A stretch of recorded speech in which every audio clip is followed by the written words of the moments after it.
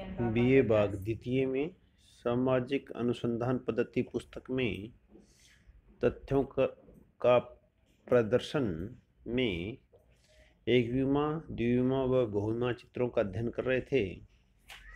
कल हमने एकविमा चित्रों का अध्ययन किया, आज द्विविमा चित्रों का अध्ययन करेंगे।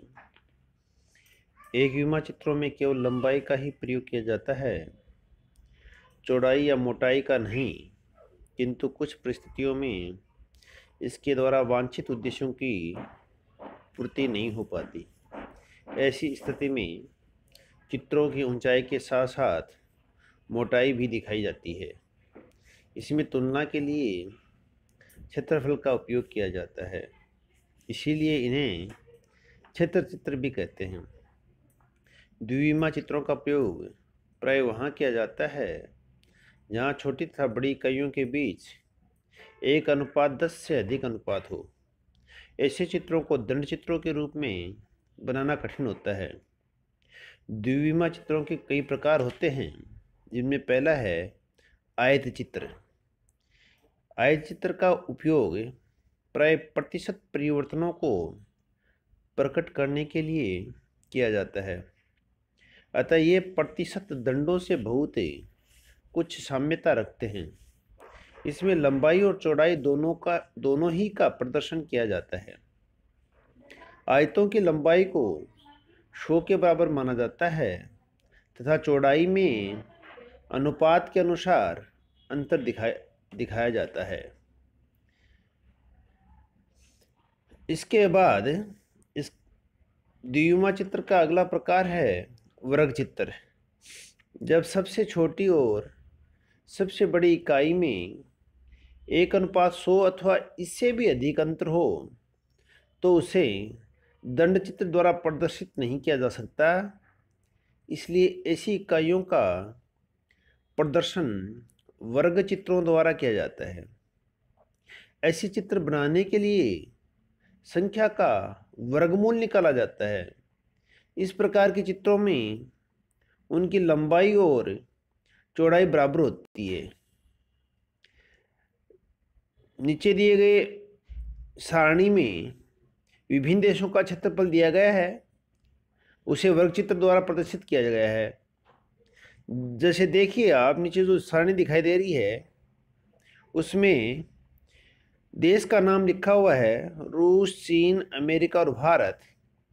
दूसरी ओर उसका क्षेत्रफल लिखा हुआ है करोड़ एकड़ में और उसके पश्चात उसका वर्गमूल निकाला गया है।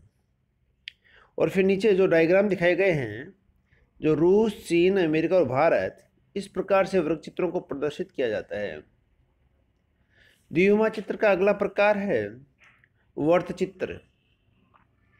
वर्त चित्र में भी तुलना का आधार क्षेत्रफल होता है तथा इनका उपयोग भी उन सभी स्थानों पर किया जा सकता है जहां वर्ग चित्र का होता है।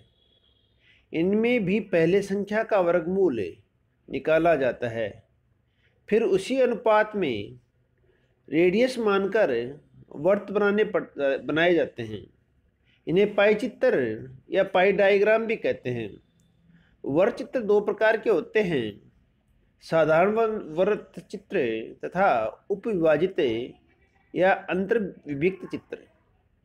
साधारण वर्तों का निर्माण करने के लिए प्रत्येक प्रकार के आंकड़ों का वर्गमूल निकालकर वृत्त का व्यास तय कर लिया जाता है। व्यास को आधा करके अर्धव्यास के आधार पर प्रकार की सहायता से वर्त बनाए जाते हैं। उपविभाजित वर्त में भी सभी मदों का योग करने 360 के बराबर मान लिया जाता है। फिर प्रत्येक मद का अनुपात निकालकर कोण बनाए जाते हैं।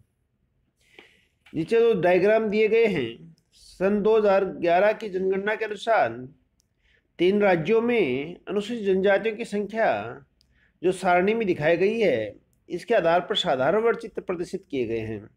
जैसे बिहार है राज्य, उसकी अनुसूचित जनजातियों की जो संख्या है वो 58.10 लाख दिखाई गई है और उसका वर्गमूल है 7.62। तो ये इसका जो बिहार का जो वृत्त चित्र दिखाया गया है, इस प्रकार से वर्णचित्रों को प्रदर्शित किया जाता है। धन्यवाद।